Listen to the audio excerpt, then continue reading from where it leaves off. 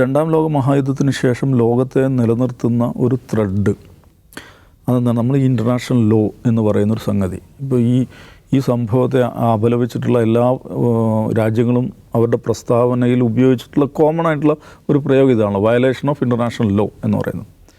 നമ്മൾ ഈ ലോകം എങ്ങനെയാണ് നിലനിൽക്കുന്നത്?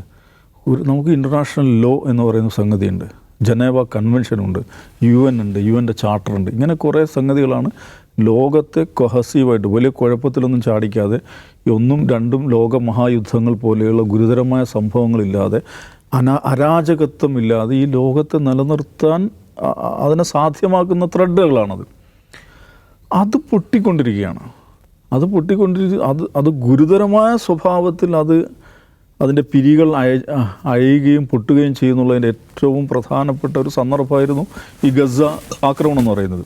ആ സമയത്ത് ശ്രദ്ധിക്കണം, അവിടെ നടന്നുകൊണ്ടിരിക്കുന്ന ക്രൂരതകൾക്കെതിരെ ദീർഘമായ പരിശ്രമങ്ങൾക്കൊടുവിലാണെങ്കിലും വളരെ വൈകിയാണെങ്കിലും ഇൻ്റർനാഷണൽ ക്രിമിനൽ കോർട്ടും ഇൻ്റർനാഷണൽ കോർട്ട് ഓഫ് ജസ്റ്റിസും ഇടപെടുന്നു. അമേരിക്ക എടുത്ത പൊസിഷൻ എന്താ? യുവന്മാരെയൊക്കെ നമ്മൾ എന്ത് ചെയ്യാൻ പോവുകയാണ്?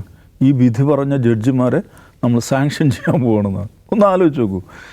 ഒരു ഇൻ്റർനാഷണൽ കോർട്ട് UN നിയമപ്രകാരം ഉണ്ടാക്കിയുള്ള ഇൻ്റർനാഷണൽ കോർട്ട്, അതിൻ്റെ ട്രിബ്യൂണൽ ഒരു വിഷയത്തിൽ വളരെ വൈകിട്ടാണെങ്കിലും ഇടപെടുന്നു. വളരെ എന്താ പറയുക,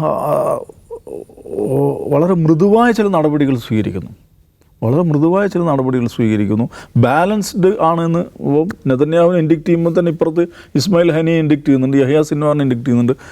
അങ്ങനെ ഒരു നടപടി സ്വീകരിച്ചപ്പോൾ അമേരിക്ക എന്താ പറയുന്നത്? ഞങ്ങൾ അവരെ അറസ്റ്റ് ചെയ്യും, അവരെ സാങ്ഷൻ ചെയ്യും, UN ഉദ്യോഗസ്ഥരെ സാങ്ഷൻ ചെയ്യുന്നു എന്ന് പറഞ്ഞാൽ എന്താ? ലോകത്ത് നമുക്കറിയാം എന്ത് പ്രശ്നമുണ്ടായാലും ഏത് സംഘർഷ മേഖലയിലും ഏറ്റവും സുരക്ഷിതരായി പ്രവർത്തിക്കാൻ പറ്റുന്ന ആളുകളാണ് UN ഉദ്യോഗസ്ഥർ എന്ന് പറയുന്നത്. ഗസയിൽ 300 ചില്ലാൻ UN ഉദ്യോഗസ്ഥരാണ് കൊല്ലപ്പെട്ടത്. UN ഉണ്ടായതിന് ശേഷം അങ്ങനെ ഒരു അനുഭവം ഉണ്ടായിട്ടില്ല ഒരു സിംഗിൾ ഇവൻറ്റിൽ. എന്ന് പറഞ്ഞാൽ ഈ നമ്മുടെ ആധുനിക ലോകത്തെ ലോകഘടനയെ നിലനിർത്തുന്ന, അതിനെ പരസ്പരം ബന്ധിപ്പിക്കുന്ന നൂലുകളെല്ലാം ദുർബലമാകുകയും അറ്റുകൊണ്ടേയിരിക്കുകയാണ്. അപ്പം അതിൽ അത്ഭുതപ്പെടുത്തുന്ന സ്വഭാവത്തിൽ അങ്ങനെയാണ് ഒരു രാജ്യത്തിൻ്റെ പ്രസിഡൻറ്റ്, ഇന്നലെ വരെ പ്രസിഡൻ്റായിരുന്ന മനുഷ്യൻ ഇന്ന് കയ്യാമം വെക്കപ്പെട്ട് മറ്റൊരു രാജ്യത്തെ ഡിറ്റൻഷൻ സെൻറ്ററിലാണ്.